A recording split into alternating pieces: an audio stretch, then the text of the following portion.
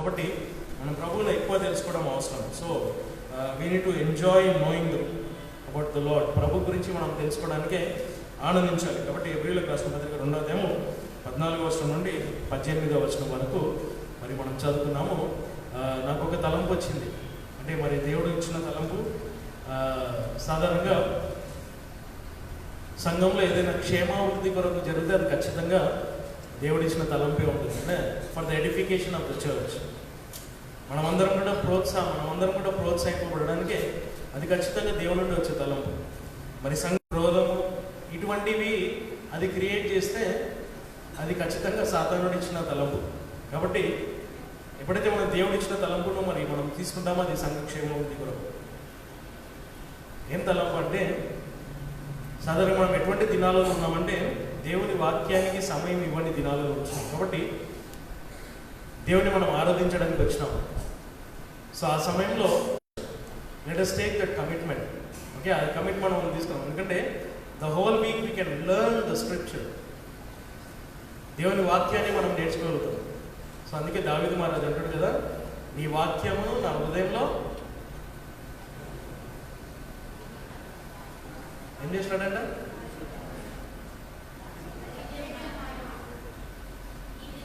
Heed in my heart, దాచి పెట్టుకున్నాడు.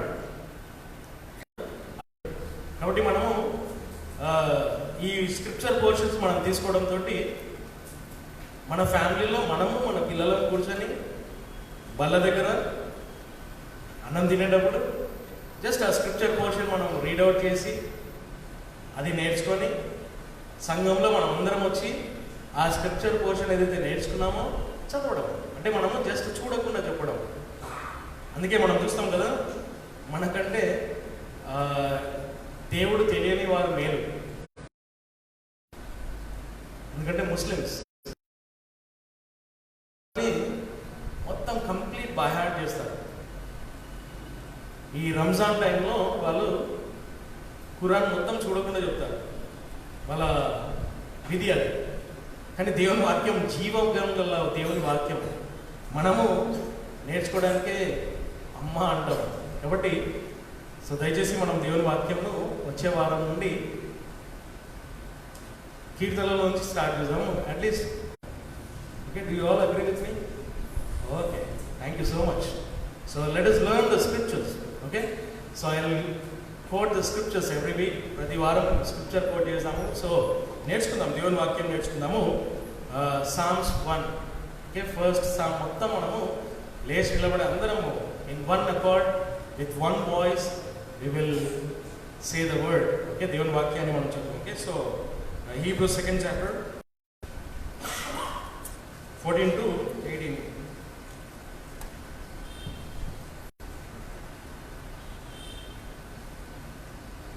కనుక ఎంత మటుకైతే పిల్లలు రక్త మాంసములలో పాలుభాగస్తులై ఉన్నారో అటువలనే ఆయన కూడా తనంతట తానే దాని పాలువాడై ఉండను. అలాగున మరణము ద్వారా ఆయన మరణం యొక్క శక్తిని కలిగి ఉన్న వారిని, అనగా దయ్యముని నాశనం చేసి వారి జీవిత కాలమంతయు మరణం ద్వారా దాని దాసత్వంలో లోపరచబడిన వారిని తప్పించగలిగారు. ఏలైనగా నిశ్చయముగా ఆయన తనపై దూతల స్వభావం తీసుకునలేదు, కానీ ఆయన అబ్రహాము సంతానమును తన మీదికి తీసుకొనను. కాబట్టి సమస్తమునందు ఆయన తన సహోదరుల పోలికలో చేయబడుటకు బద్ధుడై ఉండను.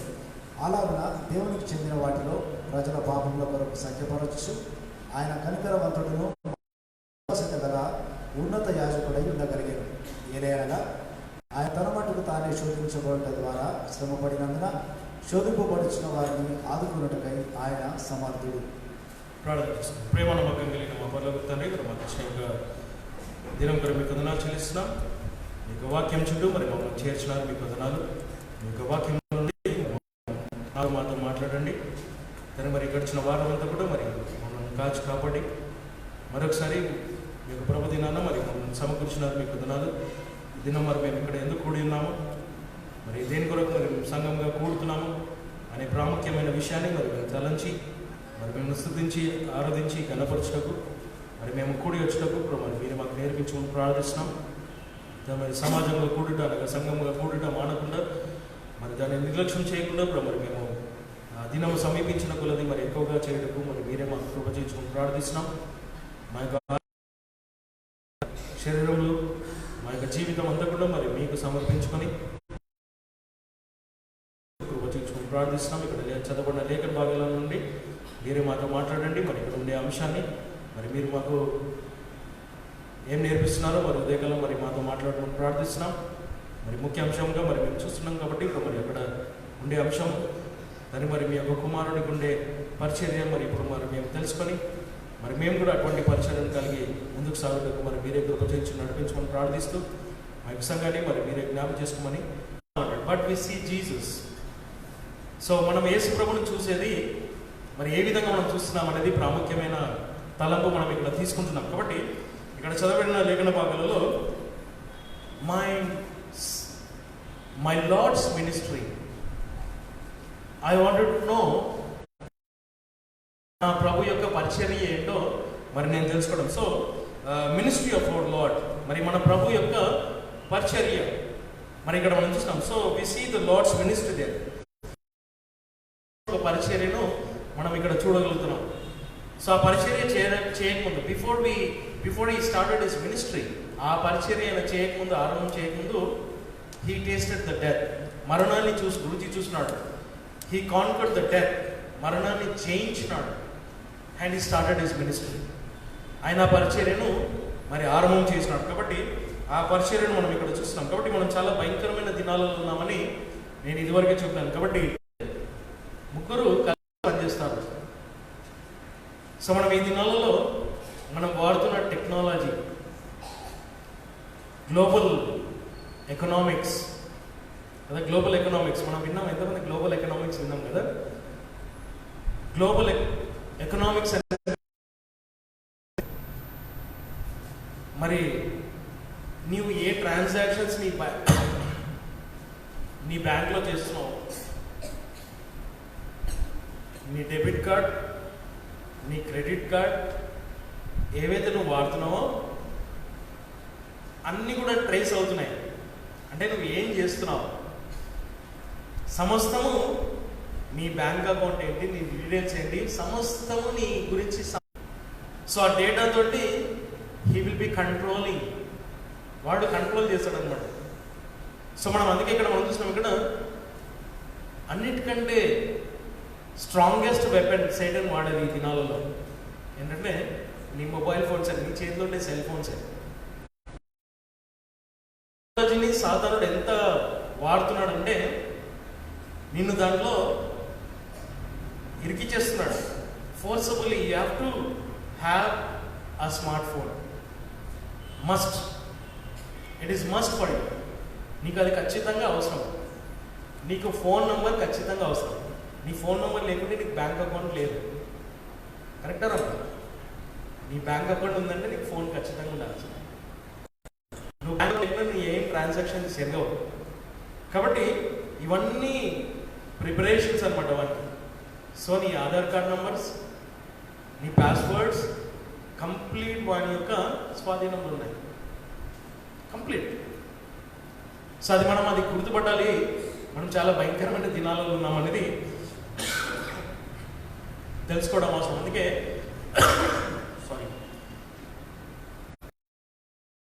వైపు చూడడం ఎంతో అవసరం.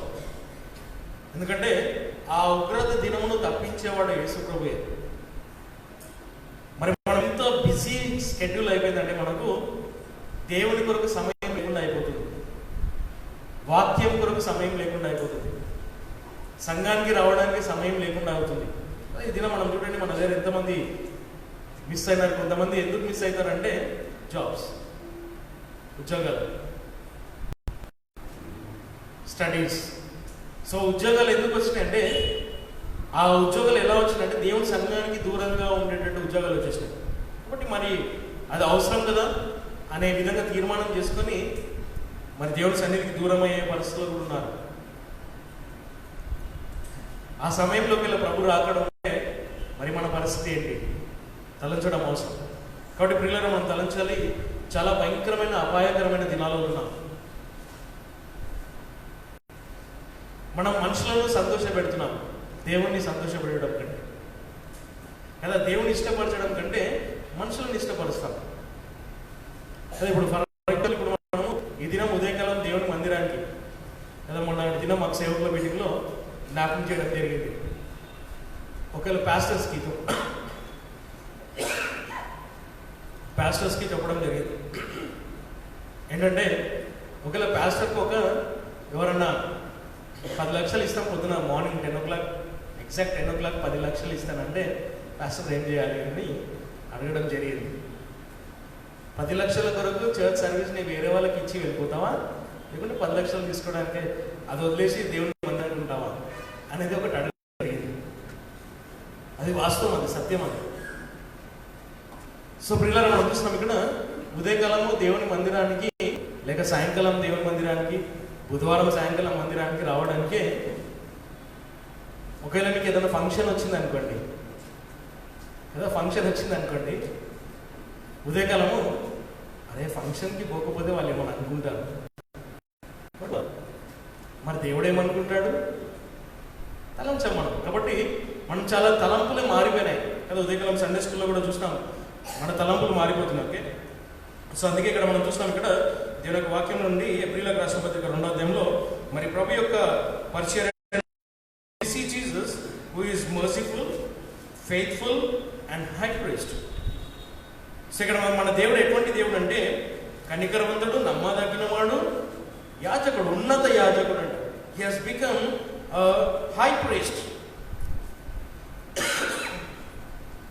అంతేకాకుండా 18వ వచనంలో అక్కడ that he himself had suffered he is able to succor them that are tempted.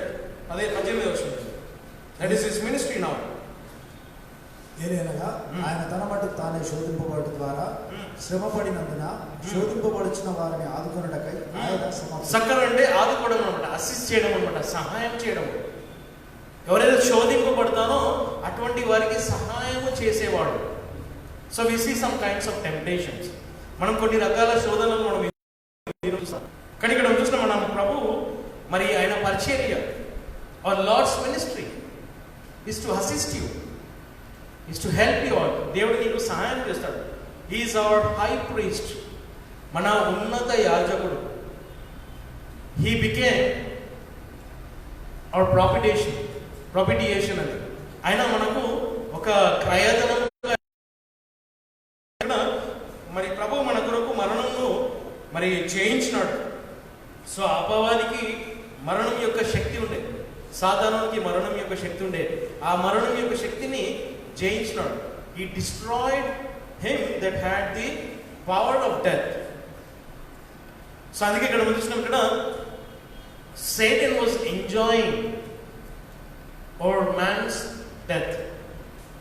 సాధారణుడు మన యొక్క మరణం ఎప్పుడైతే వచ్చిందో ఆ మరణం మీద సాధారణుడు ఎంజాయ్ చేస్తున్నాడు అన్నమాట. From Adam till Jesus Christ. ఎంతమంది అయితే మరణించినారో వారి మరణం మీద సాధారణుడు ఆనందించినాడు. అందుకే యేసుప్రభు దగ్గరికి వచ్చినప్పుడు చాలని చూసినాడు. కానీ అక్కడ మనం చూసినాం, అక్కడ యేసుప్రభు ఈ లోకానికి వచ్చినప్పుడు, ఒక శిశువుగా జన్మించినప్పుడు ఆ హేరోదు రాజును సాధారణుడు వశపరుచుకున్నాడు. వశపరుచుకొని యేసుప్రభును చంపాలని చూసినాడు.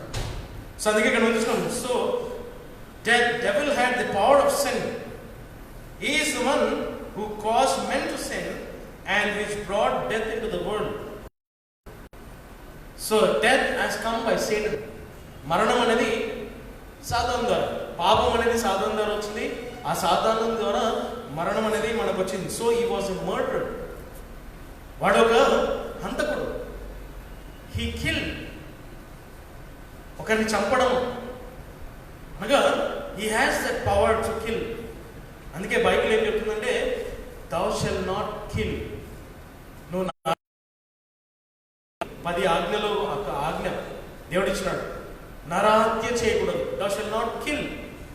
సో ఇక్కడ మనం చూసినాం, ఇక్కడ హత్య చేయడం, ఆ మరణం అనేది. సో ఇక్కడ మనం చూసినాం కిల్లింగ్ అండ్ సూసైడ్.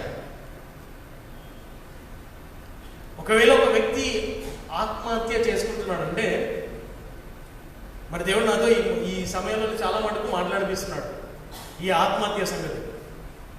కొంతమంది తెలుసు సూసైడ్, ఆత్మహత్య చేసుకోవడం, పరిస్థితులను బట్టి ఆత్మహత్య చేసుకుంటున్నాం అంటే, ఆ హత్య చేయడం, ఆత్మహత్య చేసుకోవడంతో నీకు మరణం అనేది వస్తుంది.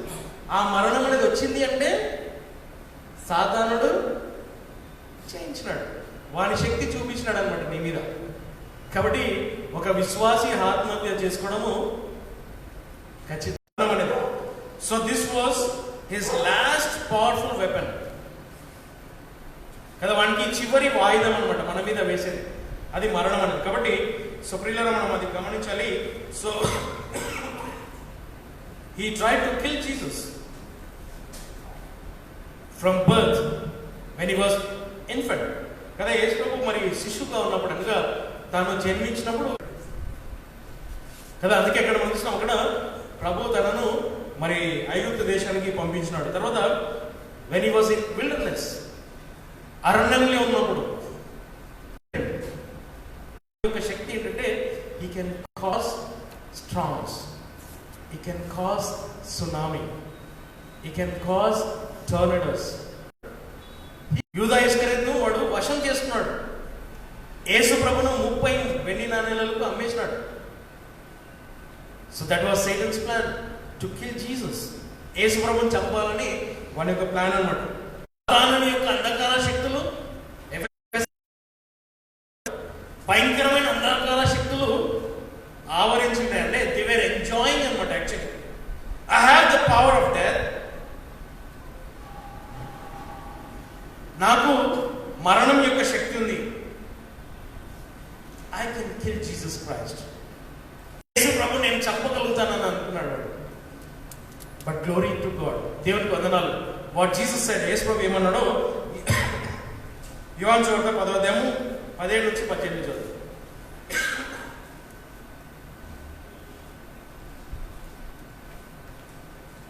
యోహాను సువార్త 10వ అధ్యాయము 17 నుంచి 18. 10th chapter 17-18. కావునంట నేనే దానిని పెట్టుచున్నాను, నేను దానిని పెట్టుటకును మరియు నేను దానిని మరలా తీసుకున్నటకు శక్తిని కలిగి ఉన్నాను. ఈ ఆజ్ఞను నేను నా తండ్రి ద్వారా పొంది ఉన్నాను అని.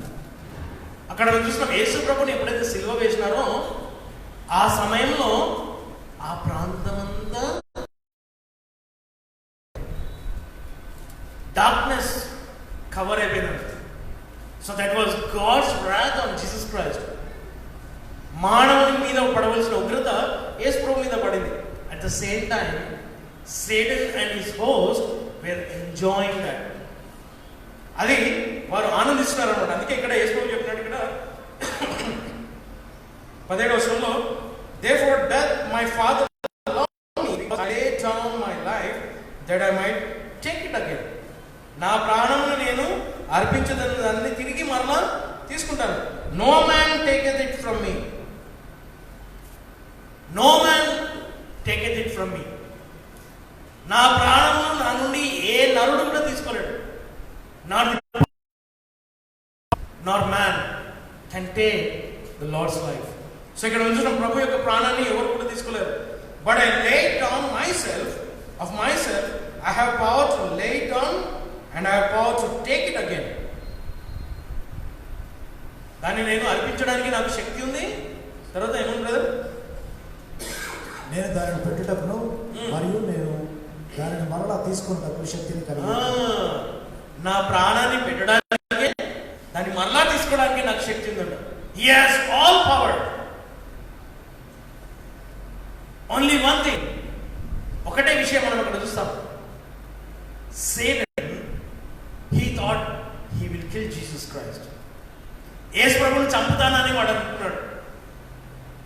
ఇంకా అయిపోయింది, యేసు ప్రభు ప్రాణం అర్పించగానే అయిపోయింది అనుకున్నాడు. నేను గెలిచినాను అనుకున్నాడు.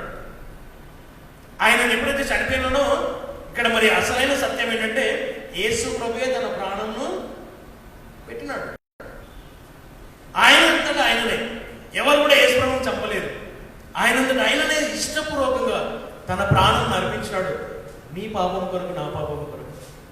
కానీ అక్కడ అటువైపు సాతానుడు ఏంటంటే నేను ప్రభుని చంపేసినాను, అంటే నేను గెలిచినాను అనుకున్నాడు. అందుకే యేసు ప్రభుని తీసుకొని వెళ్ళి సమాధి చేసినారు అనుకున్నాడు వాడు. అక్కడ నా మరణం యొక్క శక్తి నా దగ్గర ఉంది, ఇంకా యేసు ప్రభు లేవ్వడు అనుకున్నాడు. ఎట్లయితే జాన్ ద బాప్టిస్ట్ చనిపోయిన తర్వాత లేవలేదో, దావీదు ఎట్లయితే చనిపోయినాడో లేవలేదో, మోషే చనిపోయినాడు కదా లేవలేదో, ఈయన కూడా ఇంకా లేవడు అనుకున్నాడు. ఆ మరణము ఆపివేస్తుంది అనుకున్నాడు. అందుకే యేసు ప్రభు మూడో దినమున ఆ మరణమును జయించినాడు.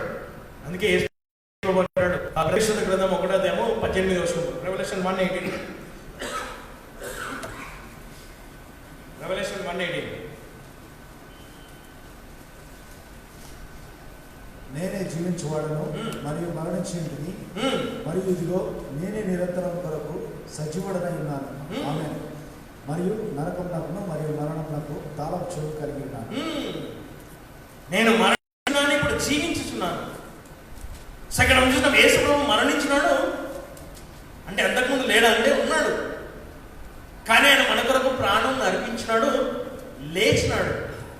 ఆయన దగ్గర నరకం యొక్క తాళం చేతులు ఇంకా మరణం యొక్క తాళం చేతులు ఆయన దగ్గర ఉన్నాయండి. అంటే ఏ సాతాను దగ్గర అయితే ఆ మరణం యొక్క శక్తి ఉండేనో అది ప్రభు తీసుకున్నాడు అన్నమాట. ఎప్పుడైతే జయించినాడు ఆయన మరణాన్ని, తీర్చాడో ఆ మరణం యొక్క శక్తి వాని దగ్గర నుంచి తీసేసినాడు అన్నమాట. అందుకే యేసు ప్రభు ఉన్నాడు, నా యందు వాడు, అందుకే నా యందు మరణించిన వాడు ఎన్నడూ చనిపోడని. కాబట్టి పిల్లలు అది గంభీరమైన మరి విషయం మనం ఇక్కడ దేవుడు మనకి ఇచ్చినాడు. కాబట్టి మనం ఎప్పుడు కూడా మన మరణం గురించి భయపడదు. ఎందుకు తెలుసా? నువ్వు మరణించగానే నీకేం జరుగుతుంది? నువ్వు మరణించిన మరుక్షణం ఏం జరుగుతుందో తెలుసా నీకు? పరలోకం నుండి దూతలు వస్తారు, నిన్ను తీసుకొని పోతారు. ఎక్కడికి? పరలోకానికి. ఎట్లా తెలుసు? లాజరు మరణించగానే, సారీ, ఆ ధనవంతుడు, ఆ భిక్షగాడు మరణించగానే ఏమైందంట? లాజరు మరణించినప్పుడు మరుక్షణము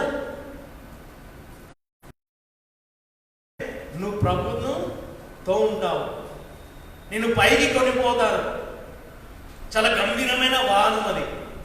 దేవుడు నిన్ను పైకి తీసుకొని వెళ్తాడు. కాబట్టి సగం చూసినాం. అందుకే దేవుడు మనకు ఒక ప్రతి విశ్వాసికి ఒక్కొక్క దూతను దేవుడు అసైన్ చేసినాడంట.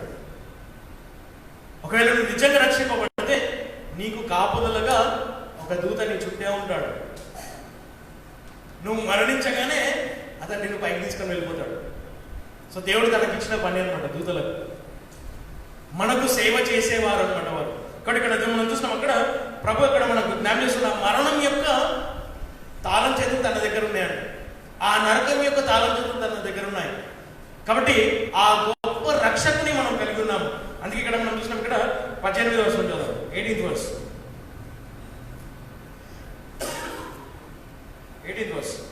ఏలైనగా ఆయన తన మటుకు తాను, సారీ క్షమించండి, 16th verse, 16th verse, 2వ అధ్యాయం 16వ వచనం. ఏలైనగా నిశ్చయముగా ఆయన తనపై దూతల స్వభావం తీసుకునలేదు, కానీ ఆయన అబ్రహాం సంతానం తన మీదకి తీసుకునేది. సో ఇక్కడ చూసినాం, for verily he took not on him the nature of angels. నిశ్చయముగా అంటే వెరలి అంటే సత్యము అన్నమాట, ట్రూత్. ఆ సత్యం ఏంటంటే యేసు ప్రభు దూతల యొక్క స్వభావం తీసుకోలేదండి, మానవ అబ్రాహాం యొక్క సంతానం యొక్క స్వభావం తీసుకున్నాడు. అంటే యేసు ప్రభు ఈ భూమి మీదకి వచ్చినప్పుడు ఏంజల్స్ నేచర్ తనకు లేకుండే, అంటే దూతల స్వభావం లేకుండా. What is angels nature? దూతల స్వభావం ఏంటో తెలుసా? Supernatural. They are supernatural beings. అంటే మానవుడు మామూలు మితమైన వాడు కదా. ఏంజల్స్ అనేవి ఏమంటారు తెలుగులో? చాలా శక్తివంతమైన జీవులు. దూతలకు మరణం లేదు, దేవుడు ఆ విధంగా నిర్మించలేదు, సృష్టించలేదు వాటిని. సో దూతలకు అటువంటి స్వభావం తీసుకోలేదు. మీకు తెలుసా, మొన్నటి దినం బుధవారం సాయంకాలం మనకు జ్ఞాపకం చేయడం జరిగింది. ఒక్క దూత ఏం చేయగలుగుతాడు? ఆయన శక్తి, దూత యొక్క శక్తి లోకంలో ఉండే అందరు మానవులను చంపగలుగుతాడు. ఒక్క దూత, కేవలం ఒక్క దూత మాత్రమే. ఆ రాత్రి ఆ సైన్యంలో ఉండే సైనికులందరినీ ఒకే దూత చంపేశాడు. సో అంత శక్తివంతమైన దూతలు. ఆ శక్తిని ప్రభు తీసుకోలేదు, మానవ స్వభావం అంటే సూపర్ న్యాచురల్ బీయింగ్ కాదు వేసుకోబడ్డాడు, హ్యూమన్ బీయింగ్, ఒక మానవ స్వరూపం ధరించినాడు. అందుకే ఇక్కడ చూసిన అబ్రహాము యొక్క సంతానం తీసుకున్నాడంట. తర్వాత 17వ వచనం 17 ఆయన తన సహోదరుల పోలికలో చేయబడటకు బదులు ఇన్ ఆల్ థింగ్స్, సమస్తమునందు అంటే రిలేటెడ్ టు మ్యాన్, మానవునికి ఉండే ప్రతి విషయం అంటే తన సహోదరుల యొక్క పోలికలు అంటే మనలాగా చేయబడినాడు. కాబట్టి మనమందరం కూడా అబ్రహాము యొక్క సంతానమే. గలతీయులకు రాసిన పత్రికలో ఉంది, విశ్వాసం అందరం కూడా అబ్రహాము యొక్క సంతానం అయిపోయినాం. సో మనమందరం కూడా దేవుని యొక్క పిల్లలం అయిపోయినాం. కాబట్టి సో ఇక్కడ 10వ వచనంలో మనం చూసినాం, all things it behoved him to be made like unto his brethren, that he might be a merciful and faithful high priest in things pertaining to God. Telugu అలాగా దేవునికి చెందిన వాటిలో ప్రజల పాపముల కొరకు సఖ్యపరచు ఆయన కనికరవంతుడును మరియు విశ్వాసత గల ఉన్నత యాజకుడై ఉండగలిగాడు.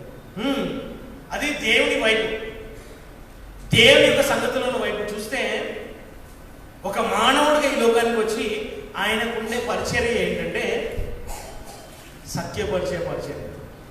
You know what is the meaning of reconciliation? సత్యపరచడం అంటే ఏంటో తెలుసా? దేవుడు, మానవుడు దేవునితో సరిపడడం, దాని భావం. రికన్సిలియేషన్ అంటే సత్యపడడం అంటే దేవుడు నీతో సరిపడడం కాదు, నీవు దేవునితో సరిపడాలి. సో అదే పరిచర్య ప్రభు చేసినాడు.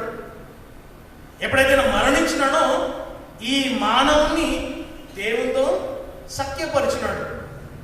ఆ పరిచర్య దేవుడు మనకు ఇచ్చినాడు. అందుకే పౌలు అంటాడు, మనకు సఖ్యపరిచే పరిచర్య ఇచ్చినాడు. ప్రభు అంట ఆయన మరణించిన తర్వాత ఆయన కనికరవంతుడు, నమ్మదగినవాడు. He was merciful and faithful high priest. What is the work of high priest? ఉన్నత యాజకుని యొక్క, ప్రధాన యాజకుని యొక్క పని ఏంటి? మానవుల పక్షాన దేవుని దగ్గరికి వెళ్ళడం యాజకుని పని. సో యేసు ప్రభు నీ పక్షాన దేవుని సన్నిధికి వెళ్ళినాడు. నీ పాపముల యొక్క ప్రాయశ్చిత్తము నిమిత్తము ఒక ప్రధాన యాజకుడుగా ఆయన ఉన్నత స్థలానికి వెళ్ళినాడు.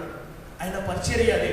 ఇప్పుడు తండ్రి కుడి పక్షాన కూర్చొని ఏం చేస్తున్నాడు యేసు ప్రభు? కూర్చొని మీకు తెలుసా, దినము రాత్రి ఆయన నీ కొరకు విజ్ఞాపన చేస్తున్నాడు. కూర్చొని ఉన్నామంటే ఆయన నీ కొరకు విజ్ఞాపన చేస్తున్నాడు. ఆయన చేస్తున్న పరిచర్య, మై లార్డ్స్ మినిస్ట్రీ, నా ప్రభు యొక్క పరిచర్య. He is merciful and faithful high priest. He is merciful అని కనికరవంతుడు. He shows mercy on us. మన మీద దయ చూపిస్తున్నాడు, జాలి చూపిస్తున్నాడు. నమ్మదగిన వాడు యేసు ప్రభు. ఆయన ఇప్పుడు చేస్తున్న పరిచర్య అదే. నీ కొరకు, నా కొరకు ఆయన విజ్ఞాపన చేస్తున్నాడు ఒక ప్రధాన యాజకుడుగా. పాపముల నిమిత్తము ఆయన ప్రాయశ్చిత్తం చెల్లించినాడంట, కాబట్టి సత్యపరిచినాడంట. అందుకే ఇక్కడ 18వ వచనం 18th verse. ఏదైనా ఆయన తన మటుకు తాను శోధింపబడటం ద్వారా శ్రమపడినందున శోధింపబడుచున్న వారిని ఆదుకున్నటకై ఆయన సమర్థుడు. సో ఇక్కడ గమనించండి, ఇక్కడ చాలా గంభీరమైన మాటలు ఇక్కడ ఉన్నాయి 18th verse. For in that he himself had suffered being tempted. Notice those two words, suffered being tempted. ఎట్లా శ్రమ శోధింపబడుట ద్వారా శ్రమ పడినందున. అంటే ఇక్కడ మనం ఇంగ్లీష్ లో గమనిస్తే ఫర్ హీ తానే స్వయంగా సఫర్డ్ బీయింగ్ టెంప్టెడ్. అంటే ఆయన శోధింపబడుతున్నప్పుడు కూడా ఆయన శ్రమ పొందుతూ శోధింపబడినాడు. ఇక్కడ ఒక గంభీరమైన పాఠం ఉంది. మనకందరికీ శోధనలు వస్తాయి, మనకందరికీ శోధనలు వస్తాయి. యేసు ప్రభు మీకు తెలుసా, నేను ఇక్కడ కొన్ని పాయింట్స్ రాసుకున్నాను. Jesus knows the temptation of power and temptation of pain. శోధన యొక్క శక్తి ఏంటో తెలుసు యేసు ప్రభుకు, శోధన యొక్క వేదన ఏంటో తెలుసు. ఎందుకంటే యేసు ప్రభును అపవాది, మీరు అనుకుంటున్నారా దేవుడు అండి అందుకే అయినా అన్ని జయించినాడు, వాస్తవం సత్యమే. కానీ ఏ విధంగా జయించాడు దాన్ని? శ్రమ పొందుతూ. చూసాం అక్కడ లూకా సువార్తలో ఒక మాట ఉంది.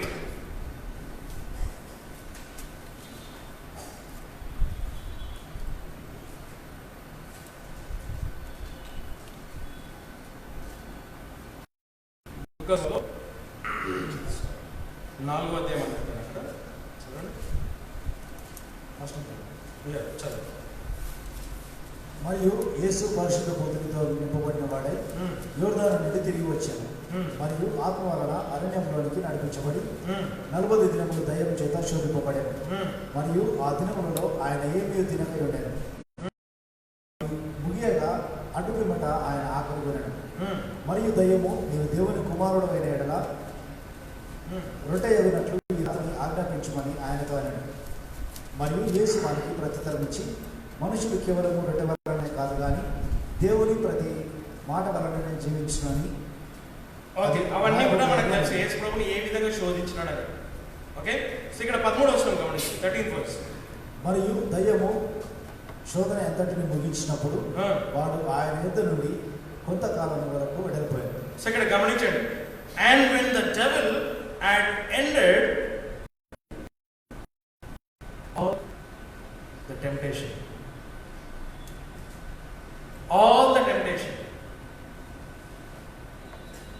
ఏముంది అక్కడ? ఆల్ ద టెంప్టేషన్ అంటే శోధన అంతటిని ముగించటిని. అంటే ఈ టెంప్టేషన్ లో ఎన్నో ఉన్నాయి, అన్నింటినీ తీసుకొని వచ్చినాడు అనమాట యేసు ముందర. సో మన దగ్గర వచ్చే టెంప్టేషన్స్, మనకు వచ్చే శోధన, మనం శ్రమ పొందాం, దాంట్లో పడిపోతాం. అందుకే ఇక్కడ ఒక చార్ల్స్ స్పర్జన్ ఒక మాట అన్నాడు, ఒక మంచి స్టేట్మెంట్ అన్నాడు టెంప్టేషన్ సంగతిలో. So many persons are tempted. Okay, Charles Spurgeon said this, I like this. Many persons are tempted but do not suffer in being tempted. చాలా మంది శోధింపబడతారు. శోధన అనేది మనకు అందరికి వస్తుంది కదా, మనం అంటాం అబ్బా మనకు చాలా శోధనలు వస్తున్నాయి. ఓకే, శోధన అందరికి వస్తుంది, మనకందరికి ఏమేమో శోధనలు వస్తుంటాయి. కానీ ఇక్కడ మనం చార్ల్స్ స్పర్జన్ ఏమంటాడంటే, many persons are tempted but do not suffer in being tempted. వాళ్ళు శ్రమలో, దాని శోధనలో శ్రమ పడడం అనమాట. ఏం జరుగుతుందంటే, when ungodly men are tempted, okay, దైవైనులు ఎప్పుడైతే శోధింపబడతారో, the bait is to their taste and they swallow it greedily. అంటే ఒక దైవైనుడు అంటే రక్షణ లేని వ్యక్తి తన ముందర ఎప్పుడైతే శోధన వస్తుందో, ఒక ఎర్ర లాంటిది అనమాట తన ముందర శోధన. దాన్ని ఏం చేస్తాడు? వాడు తీసేసుకుంటాడు, ఆ శోధనలో పడిపోతాడు, అవిశ్వాసి అయితే. ఓకే, దాని ఆశతో దాన్ని తీసుకుంటాడు, గ్రీడీ, అది నాకు కావాలి, ఒక ఆశతో దాన్ని తీసేసుకుంటాడు. ఒకవేళ దాన్ని అర్థం చేసుకోవాలి అంటే సింపుల్గా అర్థం చేసుకోవాలి. ఒకవేళ నీకు సిగరెట్ తాగే అలవాటు ఉందనుకో, లేకుంటే మద్యం తాగే అలవాటు ఉంది, నువ్వు మంచిగా అయిపోయి మానేసావు, ఏదో మానేసుకున్నావు ఎందుకంటే నీకు హెల్త్ ఇష్యూస్ ఉన్నాయి, నాకు ఆరోగ్యం పాడైతుంది, నేను మానేసుకోవాలి, డాక్టర్ చెప్పాడు కాబట్టి నేను మానేస్తున్నా అని మానేసుకున్నాను. రక్షణ లేని వ్యక్తి సంగతి చెప్తున్నాను. ఓకే, రక్షింపబడిన వ్యక్తి సంగతి కాదు. రక్షింపబడిన వ్యక్తి మద్యము సేవించడం కాదు, మద్యమును అమ్మొద్దు కూడా. ఓకే, సో అది మనం చాలా జాగ్రత్తగా తెలుసుకోవాలి. నేను రక్షింపబడిన వ్యక్తి సంగతి చెప్తలేదు. సో ఆ వ్యక్తి మానేసిన అనుకున్నాడు, అనుకుందాం అంటాడు, లాస్ట్కి కొద్దిగా అంటే వాడు కొద్దిగా తీసుకుంటాడు, కొద్దిగా పోయి ఫుల్ బాటిల్ అయిపోతాడు. అయిపోయి వాడు శోధనలో ఆ దుర్లాభాపేక్షతోటి వాడు గ్రీడీతోటి దాన్ని తీసేసుకుంటాడు. కానీ ఇక్కడ మనం చూసినాం, temptation is a pleasure to them. Okay, శోధన అనేది వారికి ఒక ఆనందం. అది man suffered when they are tempted, and the better they are, the more they suffer. So నిజంగా రక్షింపబడిన వ్యక్తి he will suffer. అంటే నీ ముందర ఒక శోధన వచ్చిందనుకో, దాన్ని నువ్వు చేయకుండా ఆపుకుంటున్నావు అంటే యూఆర్ సఫరింగ్ అన్నమాట. నీ ముందర ఒక శోధన వచ్చింది, ఒకవేళ నీకు అదే అలవాటు అనుకుందాం, ఒకవేళ రక్షింపబడిన వ్యక్తికి వస్తాం, ఇప్పుడు అదే అలవాటు నీకు ఉందనుకో, ఆ శోధన నీకు వచ్చిందనుకో నీ ముందర, దాన్ని ఆపుకోవడమే శ్రమ పొందడం అన్నమాట. సో అందుకే ఇక్కడ యేసు ప్రభు మరి అక్కడ మనం చూసినాం, for in that he himself had suffered being tempted. ఆయన ఆ శోధనను శ్రమతో సహించున్నాడు. He is able to succor them that are tempted. మనకి ఇక్కడ ఉన్న వారిలో ఎవరికైనా శోధన ఉంటే దేవుడు నిన్ను ఆదుకుంటాడు. ఆయన సామర్థ్యుడు. He is able to bring you out that temptation. What is the greatest temptation we have these days? మనకుండే గొప్ప శోధన ఏంటి?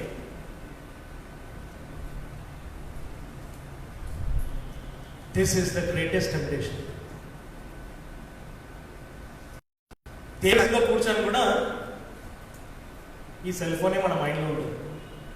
దేవుని సన్నిధిలో కూర్చొని, this is the greatest temptation. We don't even know. We are not able to come out of this temptation. ఈ శోధన నుండి బయటికి రాలేకపోతున్నాం. What kind of temptations we have?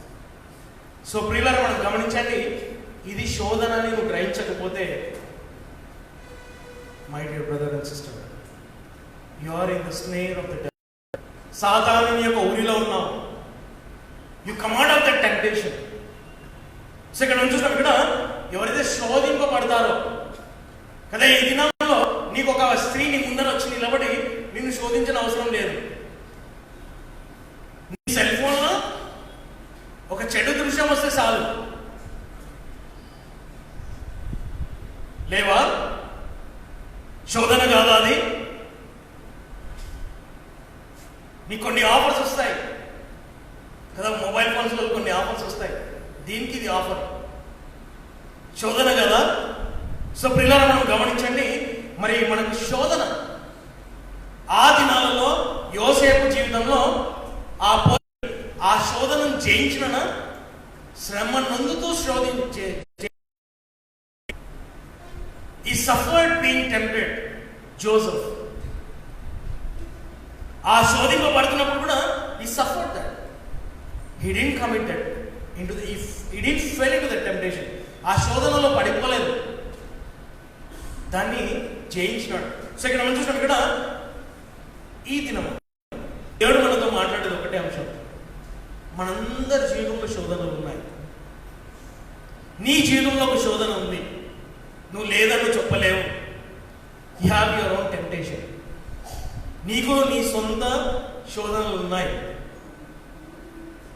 ఆ శోధన దయ్యము నుండి ఖచ్చితంగా ఉంటుంది, అపవాది నుండి. If you are a child of God, దేవుని బిడ్డవైతే, you will definitely come out of that temptation. ఆ శోధన నుంచి నువ్వు బయటికి వస్తావు. ఎందుకంటే యేసు ప్రభు ఇక్కడ చెప్తున్నాడు, ఇక్కడ ఆయన సామర్థ్యుడు నీకు ఆ శోధన నుండి బయటికి తీసుకొని వస్తాడంట. Is able, our God is able. Do you know that one thing? నేను ఇక్కడ కొన్ని రాస్తున్నాను. Jesus knows the temptation of power and pain. He knows that. He tasted that. ఆయన దాన్ని రుచి చూస్తున్నాడు, ఆ శోధనను.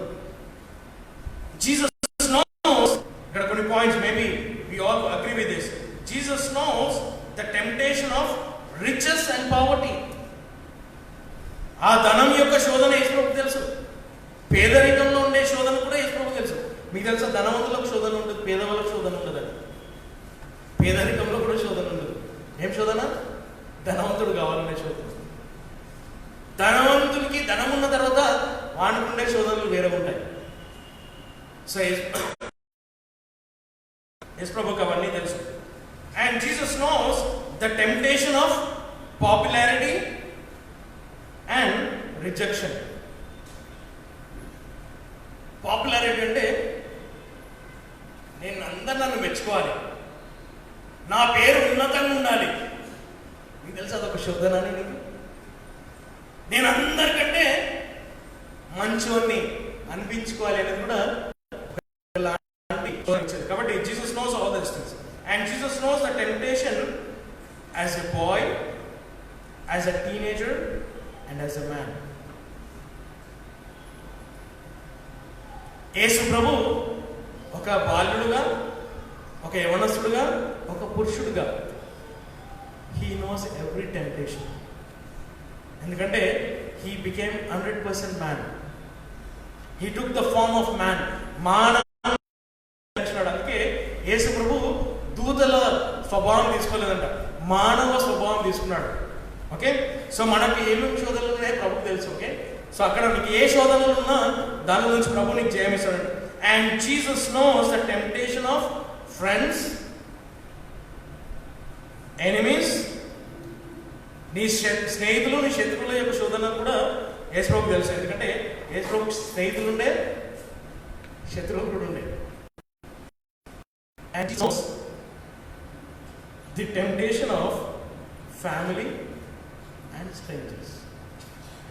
కొన్నిసార్లు మన ఇంట్లో వాళ్ళే మనకు శోధన. Jesus knows that. యేసుప్రభువుకు తెలుసు అది. పరాయి వారి నుంచి వచ్చే శోధనలు, ఇంట్లో నుండి వచ్చే శోధనలు. సో యేసుప్రభు అన్నీ సహించినాడు. అందుకే ఇక్కడ చూస్తాం, ఇక్కడ for in that he himself has suffered being tempted అని సహించినాడు. So he is able to succour. Succour అంటే నిన్ను బయటికి లాగలుగుతాడు. If you just come to the Lord. So that is our Lord's ministry this morning. ఉదయకాల ప్రభు యొక్క పరిచర్య ఏంటంటే మన మధ్యలో, ఆయన మన మధ్యలో చేస్తున్న సేవ ఏంటంటే నిన్ను ఆ శోధన నుంచి బయటికి లాగడానికి. సో బైబిల్లో ఎన్నో విషయాలు, ఎన్నో వచనాలు మనం తీయగలుగుతాం శోధన విషయంలో కదా. ఎన్నో శోధనలు మనకు ఉన్నాయి, ఎన్నో రకాల శోధనలు ఉన్నాయి. కాబట్టి ఇక్కడ మనం చూస్తున్నాం. సో దేవుడు మనకు సాయం చేయాలి. Christ is qualified to succor his people. He is qualified. ఆయన సామర్థ్యుడు అనమాట. సో అందుకే ఇక్కడ యేసుప్రభు ఒక ప్రార్థనలో నేర్పించినాడు. ఏమని నేర్పించినాడు? మమ్మలను శోధనల నుండి. You know that Lord's prayer what he taught, model prayer. యేసుప్రభు నేర్పించిన మాదిరికరమైన ప్రార్థనలు ఏమి? మమ్మలను శోధనల నుండి తప్పించు. యేసుప్రభు ఉట్టిగా చెప్పలే మాట. ఆ మాదిరికరమైన ప్రార్థనలో ఉట్టిగా చెప్పలేదు, ఆ శోధన నుండి తప్పించమని. పిల్లలు, మనందరికీ శోధన ఉంది, టెంప్టేషన్ ఉంది. నీ లైఫ్ లోపల ఏం టెంప్టేషన్ నీకు తెలుసు, నాకు తెలుసు. నా జీవితంలో ఏం టెంప్టేషన్స్ ఉన్నాయో. శోధనలు లేవని, నాకు శోధన లేదు అంటే సింపుల్, ఆల్రెడీ నువ్వు ఆ శోధనలో పడిపోయి ఉన్నావు అనమాట. కాబట్టి నీకు శోధన లేదని చెప్పకు నువ్వు. కాబట్టి శోధన మనందరికీ ఉంది, టెంప్టేషన్ అనేది మనకు అందరికీ ఉంది. కాబట్టి ఆ శోధన నుండి తప్పించుము ప్రభువా అని అడగడంలో ఖచ్చితంగా ఇక్కడ మనం చూస్తున్నాం.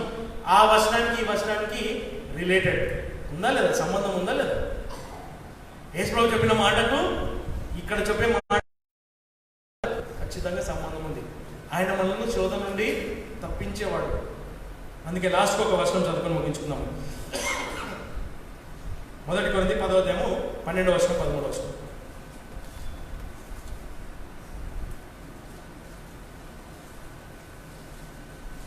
కాబట్టి నిలిచి ఉన్నానని తలంచేవాడు తాను పడునేమో అని లక్ష్యం నిలిచి ఉన్నానని తలంచేవాడు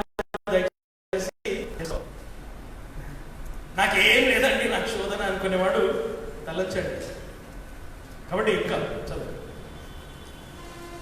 మానవునికి సాధారణమైనదే కానీ మరి ఏ శోధనయు మిమ్మల్ని పట్టుకొనలేదు. కానీ దేవుడు విశ్వసించగలవాడు. ఆయన మీ సామర్థ్యం గురించి మిమ్మల్ని శోధించుకోవటకు అనుమతించాడు. కానీ మీ శోధించే శోధన దాన్ని దేవుడు తీసుకొని రాడండి, అనుమతించాడు. మీరు దానిని భరించే సమర్థులైనట్లు శోధనతో పాటు తప్పించుకునే మార్గం కూడా చేయాలి. మీరు దాన్ని భరించున్నాడు. అలా జేమ్స్ రాస్తారు, ఎండ్యూర్ ద టెంప్టేషన్. శోధనను సహించాలి. ఆ సహించడంలో దాన్ని తప్పించుకునే మార్గం కూడా దేవుడు పెడతాడంట. మనకుండే శోధనలను మరి మనకు ప్రభువుకు ఉండే పరిచర్య ఏంటంటే ఒక పరిచర్య, మన శోధన నుండి తప్పించే పరిచర్య దేవుని దగ్గర. ఆయన చేస్తున్న పరిచర్య ఈ దినము, ఇప్పుడు ఈ క్షణము యేసు ప్రభు మన మధ్యలో చేస్తున్న పరిచర్య ఏంటంటే ఉన్నత యాజకుడు, తర్వాత మన శోధనని తప్పించేవాడు. ఈ 2 పరిచర్యలు ఆయన మనకు ఉదయకాలం చూపిస్తున్నాడు. కాబట్టి మనం ప్రభుకు సమర్పించుకొని ఆయన మనం శోధనని తప్పించే సామర్థ్యం ఆయన దగ్గర ఉంది. కాబట్టి నీకుండే శోధన నుండి తప్పించబడాలి అంటే ప్రభు దగ్గరికి రావాలి. వాడిని జయించినాడు. మనుషుడు రొట్టె వలన మాత్రమే జీవించడు, కానీ దేవుని నోట నుండి వచ్చే ప్రతి మాట. అందుకే మనం దేవుని వాక్యం నేర్చుకోవాలి. ఆ వాక్యం ద్వారానే నీకు విజయం ఉంది. దేవుడు సాయం చేయండి. అందరం తలలో చదువుతుంది.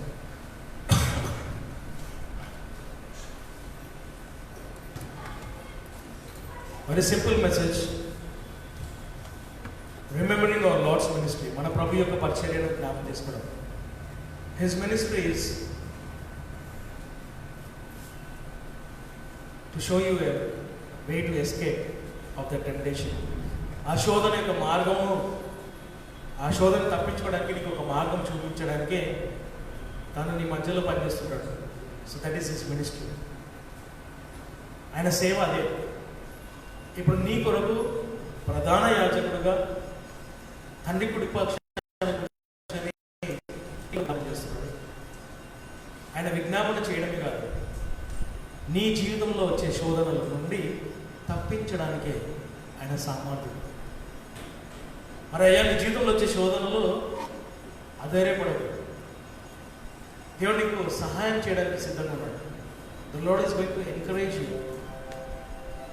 నీకు సహాయం చేస్తున్నాడు. అదే దేవుని యొక్క పిలుపు. అయ్యా నీకు వచ్చే శోధన నుంచి నేను తప్పిస్తాను, నేను దానికి సామర్థ్యుడు. ఆయన ఏబుల్ సక్కడు. నిన్ను తప్పించడానికి నాకు ఆ సామర్థ్యం ఉంది. You just come to me, నా దగ్గరికి రండి.